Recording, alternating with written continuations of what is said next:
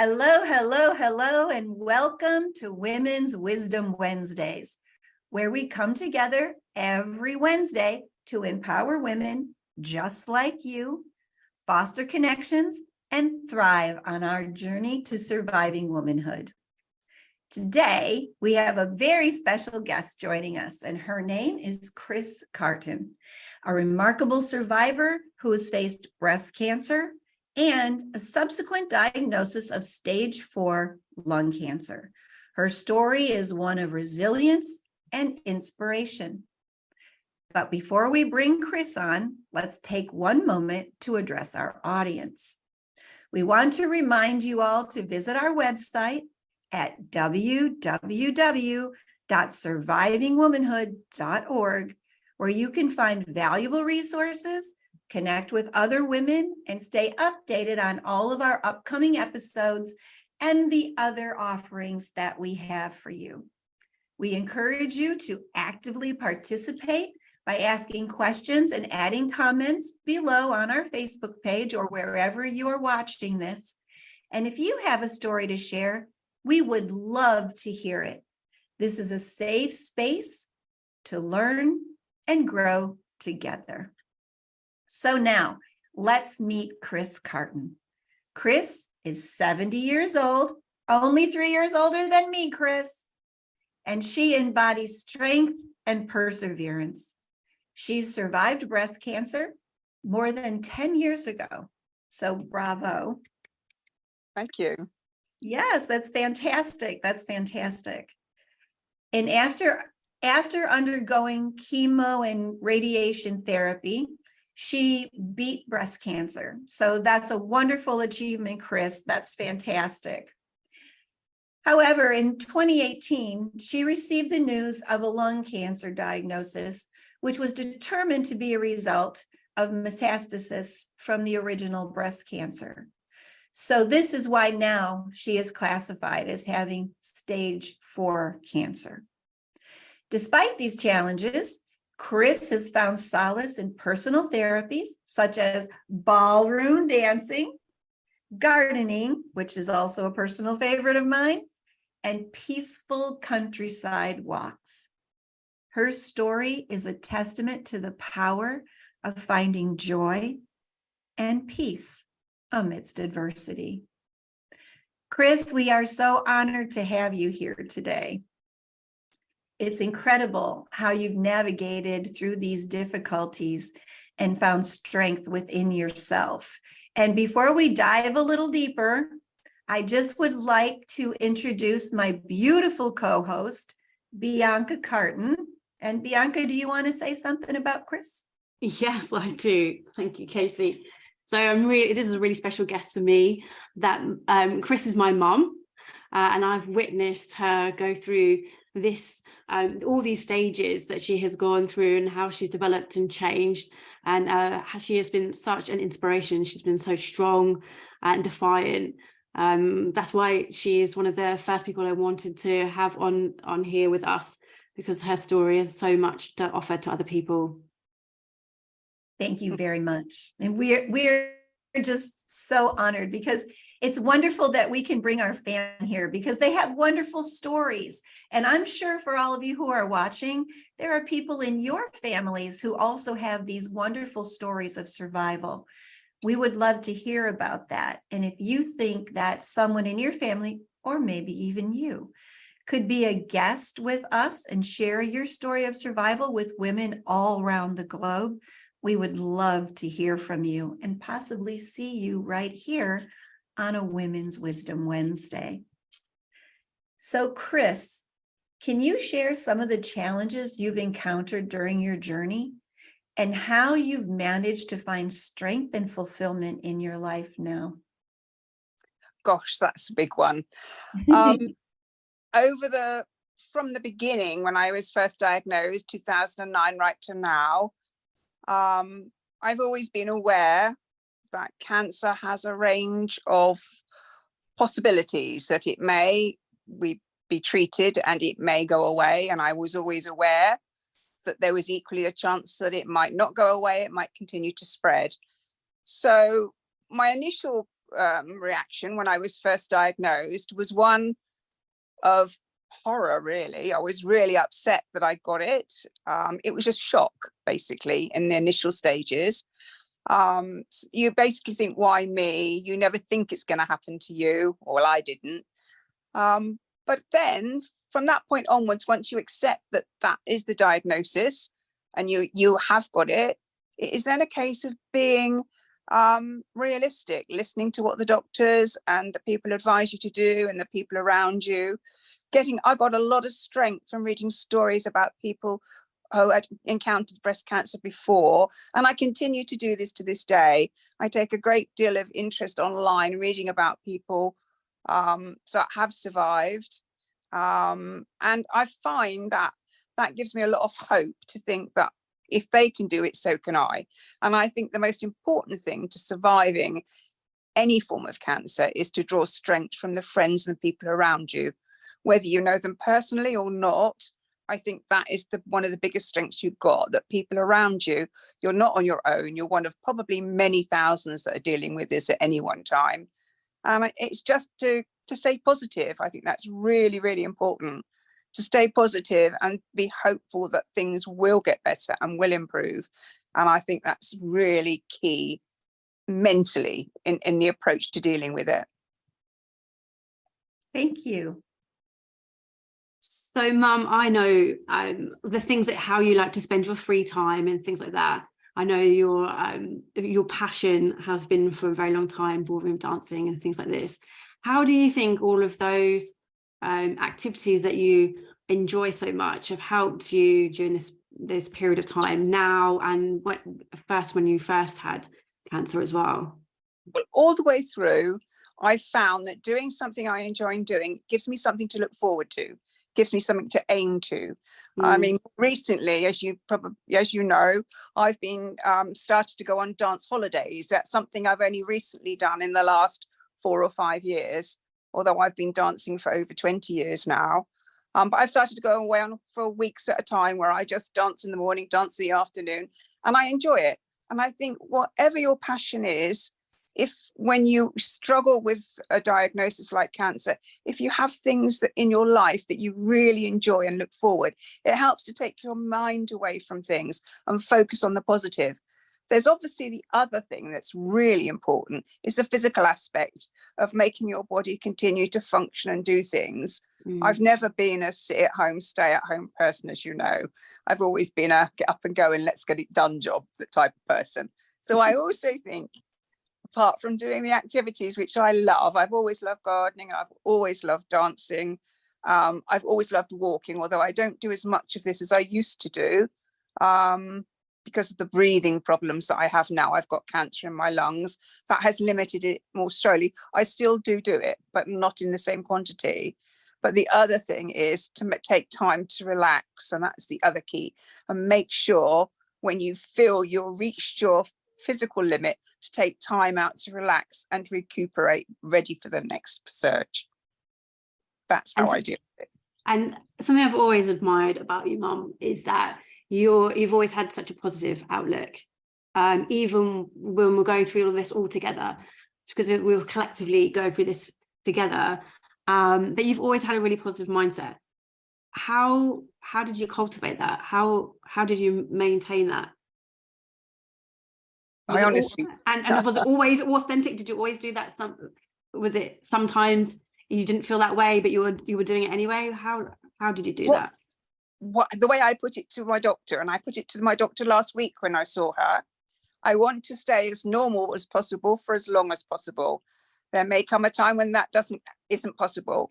But even when I was going through right at the beginning severe chemotherapy, and I lost my hair, and I was feeling weak, I still would go to work every day, and I would still sit at my desk. And if I got hot, I'd take my wig off and stick it on the computer and wait till I cooled down and put it back on again. And they used to laugh at me. I think humor is really enlightening, but also a positive approach to thinking, well, it's just a temporary arrangement. You know, they told me when I lost my hair, it would come back. It did. That's fine. And, you know, I just wanted people, as possible, to treat me as normal as possible.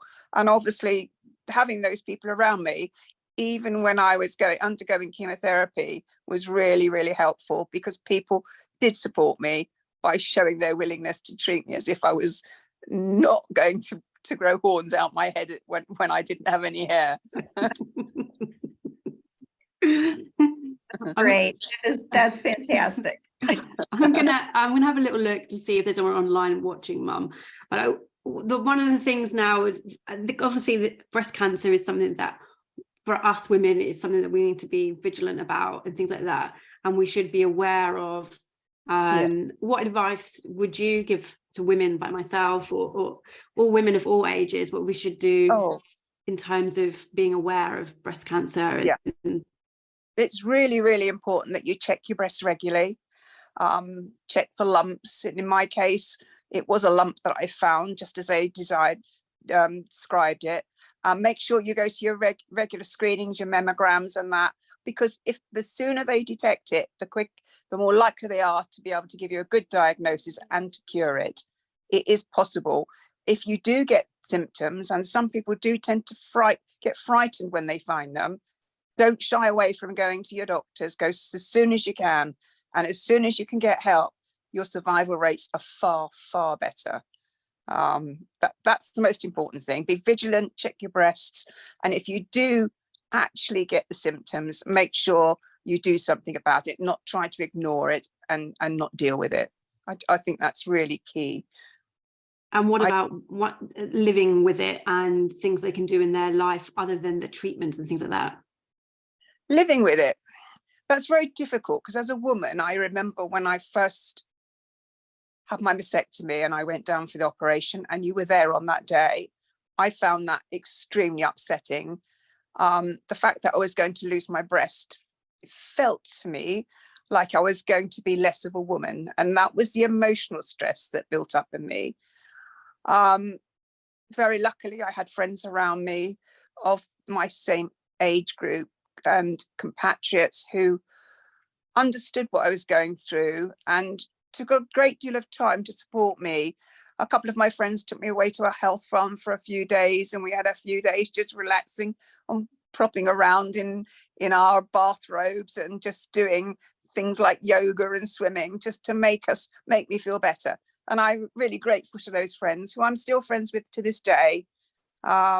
Without their support, I don't think I would have found it as easy to get through. And then eventually I just came to terms with the fact, well, I haven't got a breast. In fact, I went dancing last night. I must tell you the story. And my dance teacher at the dance place I go to last night, who is also 70 by pure coincidence, has also had a mastectomy. And she said, I have a nickname for myself, Christine. And she does what I do. She said, I call myself One Breast Linda. That's my nickname. And I went, oh. I love that. Oh, I absolutely love that. That's wonderful. Because what else can we do, right? I mean, we have only a couple of choices. Yeah, we have a couple of choices. We can wallow or we can survive, right? We can thrive and find those moments of humor in what we're going through and those wonderful people around us. And it's one of those things that I'm a cancer survivor myself.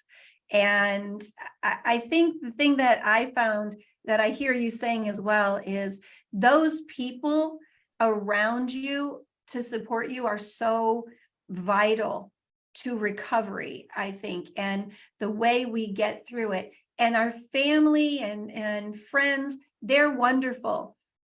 But those people who are going through or have gone through some of the same things that we are experiencing in the moment, they have the greatest insight, I think, to our experiences, and having support from those people and being able to look at them and see how they've survived and how they've thrived through their treatments and through their diagnoses and things like that. And for our audience and people out there who might be going through something similar now, to see you and hear your story and how you've found time to laugh and things that bring you joy in those moments, right? Even during the devastating diagnosis and treatments and all of the things that we go through, you have found humor. And I think that's just amazing, and also a testament. It also gives me some insight into the strength of your daughter, right? Yes. It's clear that some of that has rubbed off on her, and that's an amazing thing to be able to see for me personally. So we got a little follow-up here. Can you share some insights on maybe some holistic treatments or practices that have complemented your medical treatments and supported your overall well-being during your recovery time? Yeah, I've had very limited experience of holistic treatments. To be fair, I believe very much in what the medical science offers us in courses and treatments, and I have opted to go that way predominantly, taking different medications or whatever that they've offered to me and choosing which ones to do. There are lots of different drugs on the market these days. But right at the very beginning, when I was initially diagnosed, and I was hospitalized a couple of times because of the side effects of the chemotherapy, here in England, we have a great team of Macmillan cancer nurses who offer emotional support. So they have drop-in centres where you can go and have a chat and then emotionally be supported by just talking to someone who's experienced and understands what you're going through. I had reflexology on my feet at one point when I was hospitalized, and I was in hospital, they thought, with some major infection in the area I'd been operated on, and I found that very relaxing. I also have a very close friend who's a spiritualist, and she, this year actually, put her hands on me to try to empower me with her healing properties that she believes very strongly in. In all of these things, it's the touching of people too, and holding people in whatever way that seems to give you support and makes you feel valued and really positive. And I think the whole thing through all this is, however you feel down, the most important thing is to make sure you come back feeling more positive. It's a big learning curve, or it was for me, and I've realized for some people they find it far more difficult to come to terms with than perhaps I've done. But I think if you can pull on the strength of people around you, and if holistic therapies is what you feel will help you more, then I think there's nothing wrong with that. Nutrition's very good too, looking at your diet. My children, as you probably know, have put me down the organic route to the extent that I'm a bit fanatical about it now, but that's been something they've encouraged me to do. I grow my own vegetables now, and I have to read all the labels on the packets to make sure it's got the right ingredients. Well, I guess they could have given you a worse habit. They could. But I have lost quite a bit of weight, and I've got a much better figure than I had when I started out. Well, so I feel much happier in my appearance. And I think that's another thing, is taking pride in your appearance and doing the best you can makes you feel good. As a woman, I think feeling good is all about how you feel about yourself. And, you know, if you want to go and have your nails done, or you want to relax and buy yourself a new dress, if that makes you feel good, that's a treatment. That's my feeling. Where before, do you think you do more of that now? Sorry? Do you think you do more of that now than you used to? I do. I don't feel so guilty. Before I would be much more careful with my money, but now the priorities change, because it's not about buying items to adorn my shelves at home. It's all more about spending time and money on myself. That includes hobbies, but it also includes things like having your hair done and your makeup, and, you know, just going to the podiatrist to have your feet done. It's a treat that perhaps I spend more time doing now, and I think that's important. Yeah. That's great. That is really wonderful advice. That is wonderful advice. Thank you so much. Yeah, and I hope anyone who's going through that with me at the time I am now, understands and takes time to think about themselves more in light of what I've said, because I think you should just put yourself first and then everything will come better for you. I'm sure that's how it will be. Now, I've definitely seen a change in those aspects, Mum, over time. Yes. Learn to relax, things like this. You're, like I say, that's why I wanted you to be on here with us, because it's an inspiring story. And I think it's something that is an important story for other people to hear. That's why being like in this forum, so people can hear and see the experience you've had. And hopefully what we'll have is people taking some advice from you, because you've done this so successfully. And perhaps they'll share their stories with us too. So on the Facebook Live that's rolling right now, hopefully some people will either leave comments or questions or suggestions of other people who've got stories similar to yours, because I think it's all about sharing these stories between us as women. I think these things are really important. There's so many things we don't speak about. And I think we need to share those more as women. Exactly. I think the most important thing is if you, particularly if you're having a bit of a downtime, is to talk about it and share how you're feeling so other people can support you, and that can get you back up again. I think talking is a great way of surviving. It really is. And it's really important not to hide away, but to talk and share with people you feel close to, that how you're feeling, and they will be there for you, and that will bring you through, I'm sure. And I hope other people are doing the same. Thanks, Right. Mum. That's wonderful. That's wonderful. I think Bianca has one more question for you, Chris. Okay. Yes. So in terms of women who have been through this situation, who have had a diagnosis and things like this, what are the key points you would say for women? What should they be thinking about? What should they prioritize? Things like this. That's a difficult one, Bianca, and I'll tell you why. Because we've all got different lives, and we've all got different. We may be at different stages in our lives, so our priorities aren't based on the cancer, they're based on our situations, and they may vary. I mean, if you've got very young children, for example, you may be interested in wanting to shield them from the effects of it as long as possible. Luckily, because my children are older, I've been able to be open and honest with them and share, and they've been able to accept that. That's good.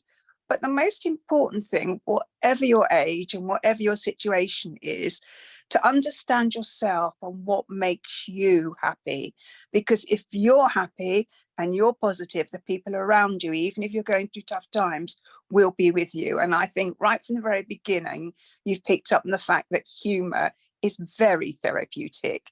And even if you can laugh at yourself when you're feeling down, it's a great uplift. But priorities are a really difficult one, because priorities do vary. That it may be just a functional priority about being able to pay your bills that's key in your mind when you become ill. It may be the fact you can't go to work and earn any money. But then maybe for other people that may not be an issue. It's a case of knowing yourself, knowing what's going to make you happiest, and take the most pressure away from your life, and then prioritize. But the most important thing of all, when you have been diagnosed, is to make sure you put yourself at that top of that list of priorities. You are the only person that can make yourself positive in the end. People can affect you, but it's up to you to make it happen. And that's really important, I feel.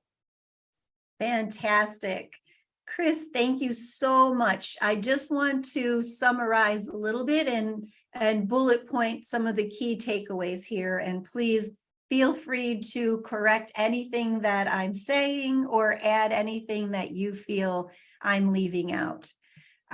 So what I would say I have gotten from this, hearing you share your story, is, for number one, early diagnosis is key. So to be sure that all of you women out there, no matter your age, that you are doing your monthly self breast examinations, because you know your body better than anyone else. And if you are doing this on the monthly, then you will notice if there are any changes. So please, I think all three of us would agree that this is something we would love for you to take away from today. That's one. Also, that prioritizing yourself, your needs, your wants is vital to your recovery. Because again, no one knows you better than you do. No one knows what your needs are more than you do. So honor yourself during this time. Make you the number one priority. And then again, something so important, laughter can be the best medicine. So if you can get a little bit of humor into your life, I know I used to watch a lot of funny movies, funny television shows. Like if I was, not having a very good day, if I wasn't feeling very well, or, if the chemo was upsetting me a bit, I would turn on one of my favorite funny movies and watch that during that time. And it was so helpful. And lastly, what I want to say is have a support group. Your family, your friends. If you don't have family and friends around you, which some people don't, reach out to others. Talk to the people where you're having your treatment. There's generally a support group system when you are going through your oncologist or through the clinic where you're getting your treatments. Speak to them and ask about a support group.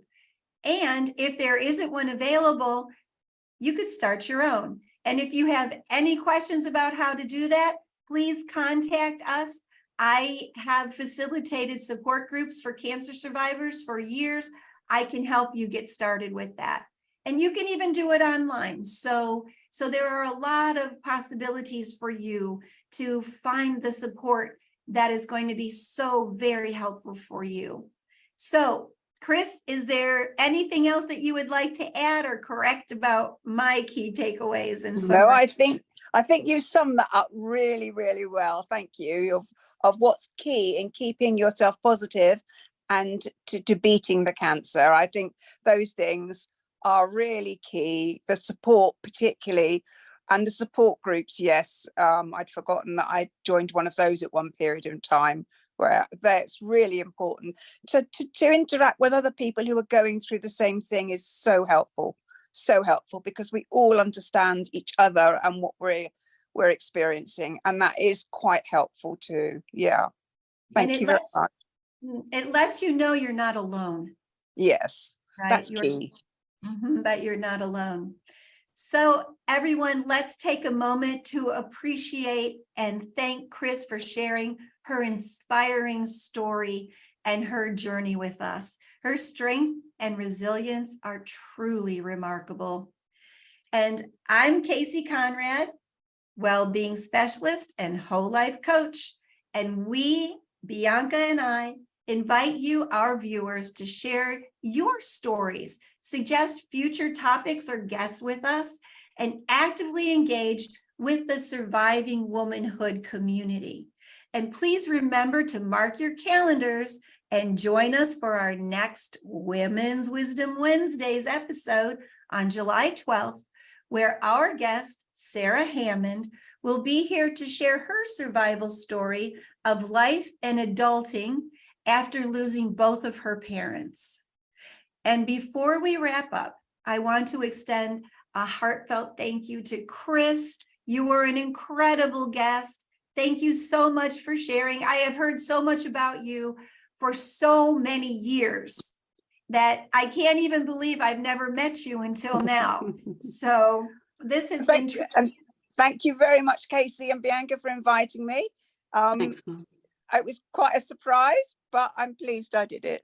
I hope someone will gain something from what I've said today, if only hope. I'm sure they will. Your story serves as an inspiration to all of us.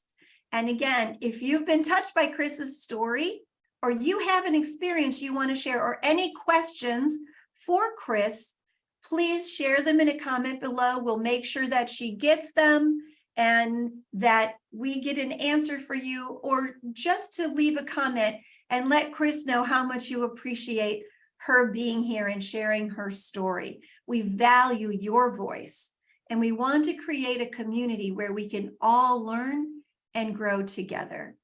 So again, don't forget to mark your calendars for next Wednesday for our next episode of Women's Wisdom Wednesdays. Together, we'll continue to explore the remarkable survival stories of women who have faced adversity with courage and resilience. And Bianca, is there anything else you would like to say? No, I just want to say thank you, Mum, for joining us today. Thank you. And thank all of you for being Thank part you. of this wonderful, empowering community. And until next time, we can navigate the challenges together, celebrate our successes, and thrive as women on our journey to surviving womanhood. Thank you. Thank you, Chris.